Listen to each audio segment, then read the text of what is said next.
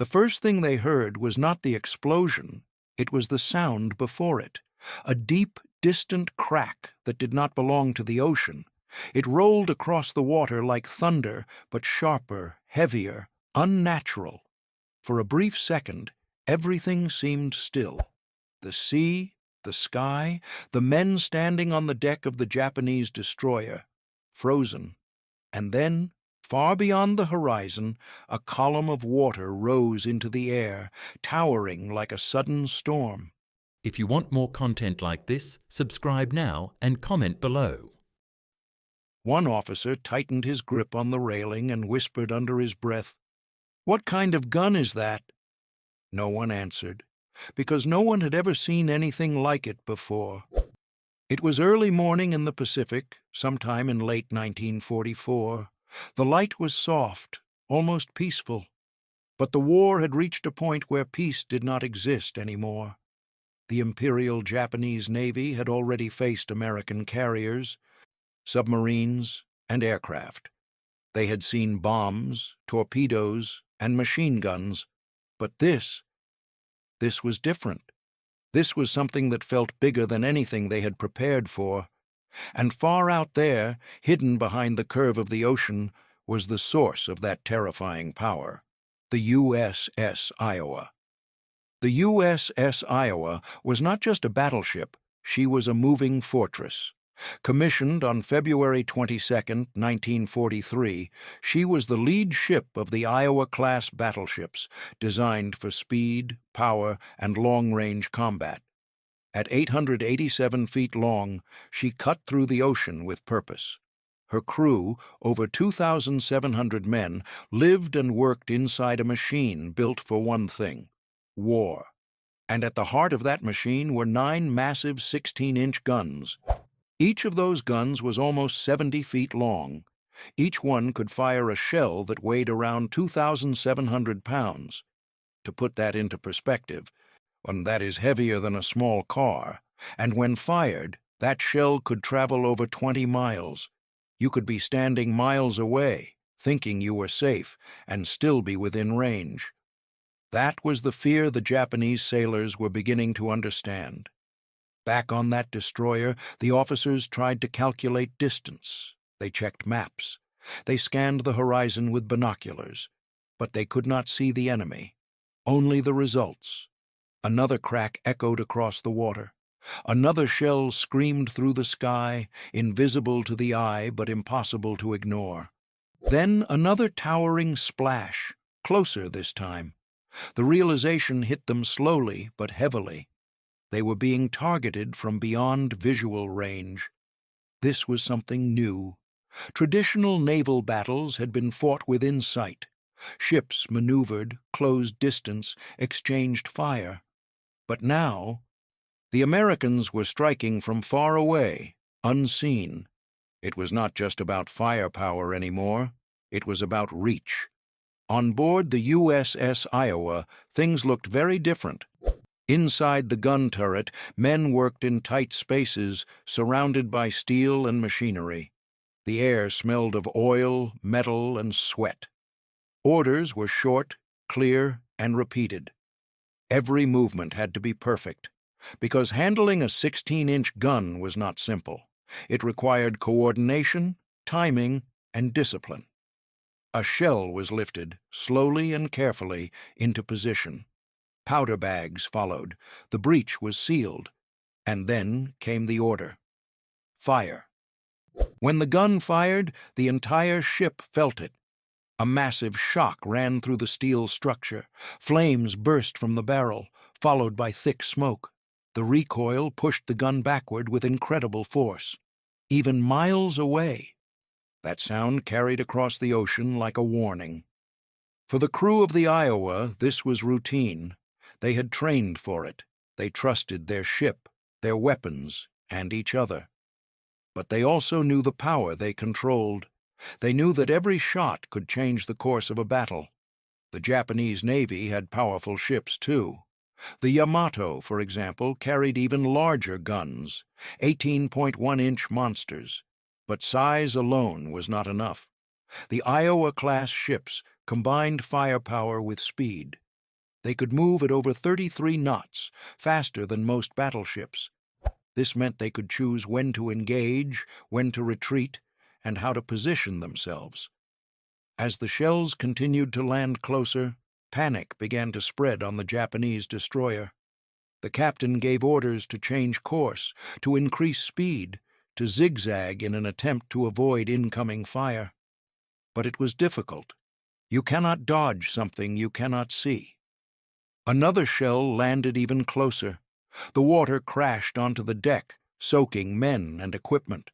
The force of the impact was enough to shake the ship, and still the enemy remained invisible. The psychological effect was just as powerful as the physical damage. The men began to feel hunted, not in a direct fight, but in a distant, one-sided attack. It was like being struck by lightning repeatedly, with no control, no warning. Back on the Iowa, spotter planes flew overhead. These aircraft were essential. They acted as the eyes of the battleship, reporting where the shells landed and adjusting aim. With their guidance, the Iowa could correct its fire, becoming more accurate with each shot. This combination of technology and firepower created a deadly system. The guns alone were powerful, but with aerial spotting they became precise. And precision, in war, is everything. One of the most terrifying aspects of the 16-inch guns was not just their size, but the type of shells they fired. Armor-piercing shells were designed to punch through thick steel before exploding. High-explosive shells were meant to destroy lighter targets, causing massive damage over a wide area. Each shell had a purpose. Each one was deadly. On that Japanese destroyer, the crew did not know what kind of shells were being fired at them. All they knew was that each impact brought them closer to destruction.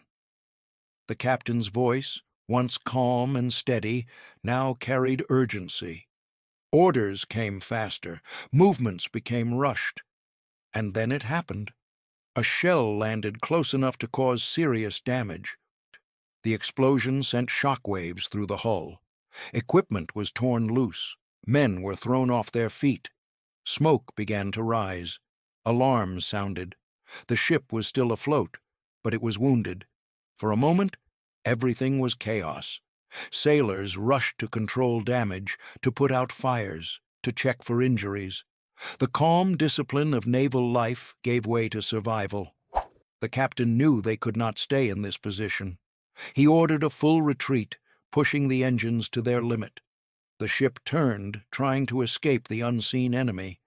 But even as they moved away, the fear remained, because they knew the Iowa could still reach them. This was the true power of the 16-inch guns. Not just destruction, but control. The ability to dominate an area of the ocean without being seen. To strike from a distance and force the enemy to react. For the Japanese Navy, this was a harsh lesson. They were facing an opponent that had combined engineering, strategy, and technology into a single, overwhelming force. As the day went on, the firing slowed. The Iowa had achieved its objective. The Japanese ships were retreating, damaged and shaken. The sea once again began to calm, but the memory of those shots remained. In the following days, reports spread among Japanese naval units. Stories of massive shells, of invisible attacks, of ships being hit from miles away. Sailors began to speak of the American battleships with a new kind of respect and fear. "What kind of gun is that?" became more than just a question. It became a symbol of the gap between what they knew and what they were now facing. The USS Iowa would continue to serve throughout the war, taking part in major operations, supporting carrier groups, and bombarding enemy positions. Her guns would fire many more times, each shot carrying the same power, the same impact. But for those who experienced it for the first time, that moment stayed with them forever. You can almost imagine standing on that deck, feeling the vibration under your feet, hearing that distant crack, watching the water rise into the sky. You don't see the enemy. You don't know when the next shot will come. All you know is that somewhere out there, beyond the horizon, a giant is watching you, and it has already pulled the trigger. The story of the Iowa's 16-inch guns is not just about size or range, it is about how warfare changed. It is about how distance became a weapon, how technology extended the reach of human conflict. And for the men who faced it, it was a moment of realization that the battlefield was no longer limited by sight. That danger could come from far away, faster than you could react. As the war moved toward its final stages, the balance of power continued to shift. The United States Navy grew stronger, more advanced, more coordinated. Battleships like the Iowa played a key role in that transformation. But even among powerful ships, the Iowa stood out. Her guns were not just weapons, they were statements. A declaration of what was possible when engineering and strategy came together, and for the Japanese sailors who first heard that distant thunder, it was a moment they would never forget, because in that moment the war felt bigger, more dangerous, more uncertain, and the ocean, once a place of movement and strategy, became something else, a place where the horizon itself could attack you, where the silence before the shot was just as terrifying as the explosion that followed, and where one simple question carried the weight of fear, confusion, and awe. What kind of gun is that?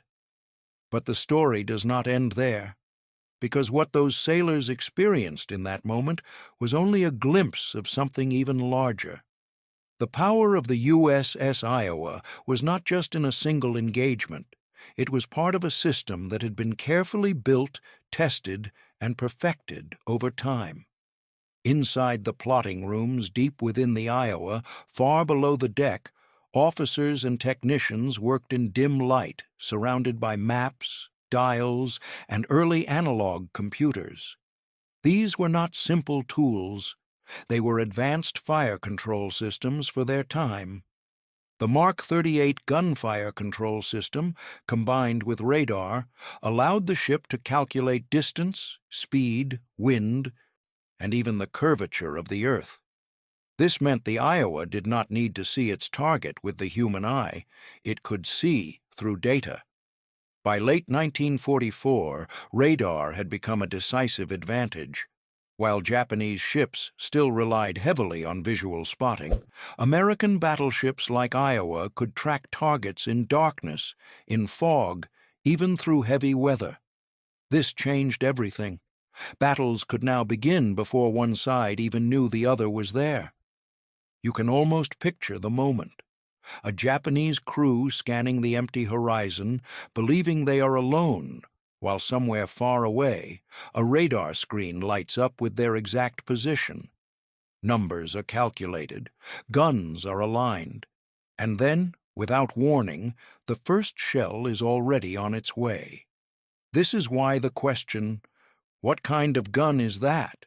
was only part of the truth. The real answer was bigger.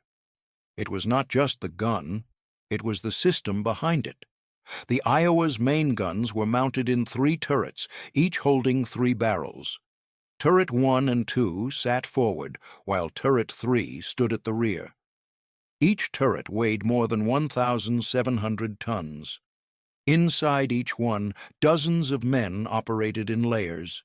Some handled shells, others handled powder, others controlled loading mechanisms. Every shot required teamwork, and every mistake could be deadly. The powder used to fire these shells came in silk bags, each carefully measured. For a full charge, 6 bags were used per shot. When ignited, they created a massive pressure that pushed the shell down the barrel at speeds over 2,500 feet per second. The heat, the pressure, the force. It was controlled violence inside a steel chamber. The men inside the turret rarely saw the outside world during combat. They worked by sound, by command, by routine. The noise was deafening, even with protection. The air was thick. The space was tight, but they kept working because every second mattered. Above them, officers watched the results. Spotter planes circled, radio messages came in, adjustments were made, fire again. Always adjusting, always improving accuracy. This constant correction is what made the Iowa so dangerous. The first shot might miss, the second might land closer, but by the third or fourth, the shells would begin to land exactly where they were needed. And for the enemy, that meant there was no escape. In October 1944, during the Battle of Leyte Gulf, one of the largest naval battles in history, this kind of long-range firepower played a major role. While Iowa herself did not engage in a classic battleship duel like older naval battles, her presence helped shape the battlefield. Her speed allowed her to escort fast carrier groups. Her guns provided heavy support when needed. The nature of naval warfare was changing. Aircraft carriers were becoming dominant. Planes could strike from hundreds of miles away. But battleships like Iowa still had a role. They provided heavy fire support, anti-aircraft defense, and a powerful presence that could not be ignored. And when their guns spoke, everyone listened. There were moments when Iowa used her guns to bombard enemy shore positions. Islands held by Japanese forces were struck by these massive shells before amphibious landings. Imagine being on land, hearing that same distant crack, and then watching the ground explode around you. Bunkers shattered, defenses destroyed.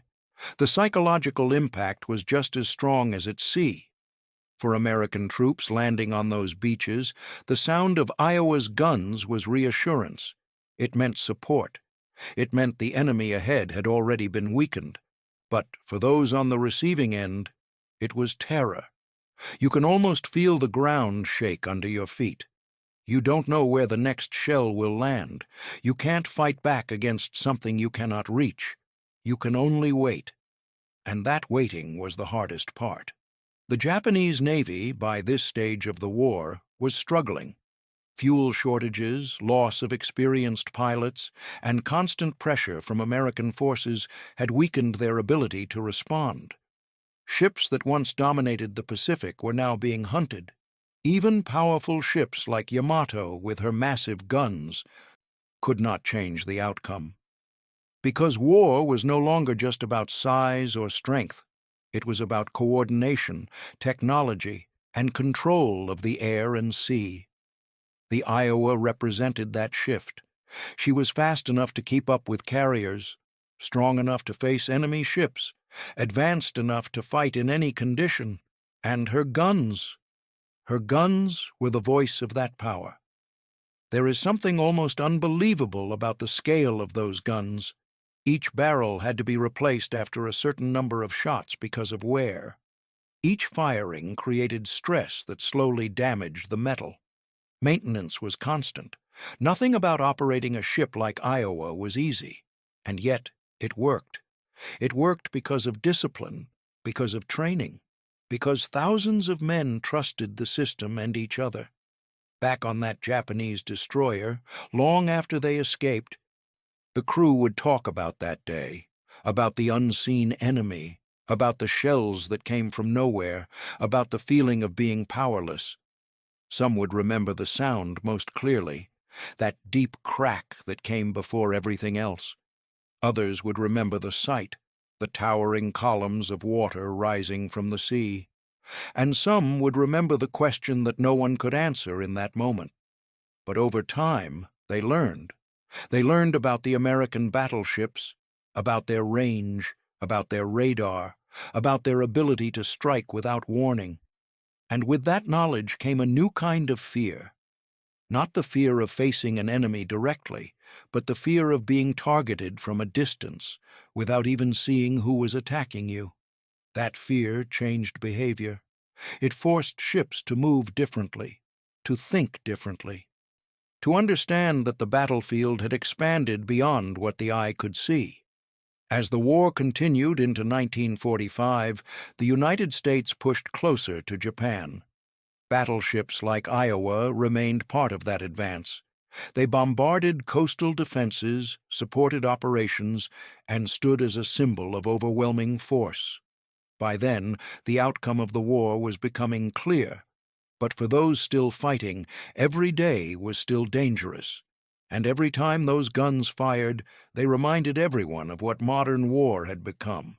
Not just close combat, not just visible enemies, but long-range precision, invisible threats, power that reached across miles of open ocean. So when you hear that question, what kind of gun is that? It is not just curiosity. It is the voice of someone facing something completely new, something they cannot understand in that moment. It is the moment when war changes right in front of you, and you realize that the rules you knew no longer apply. Somewhere beyond the horizon, a ship you cannot see is already aiming at you, already calculating your movement, already preparing the next shot. And by the time you hear that distant crack again, it is already too late.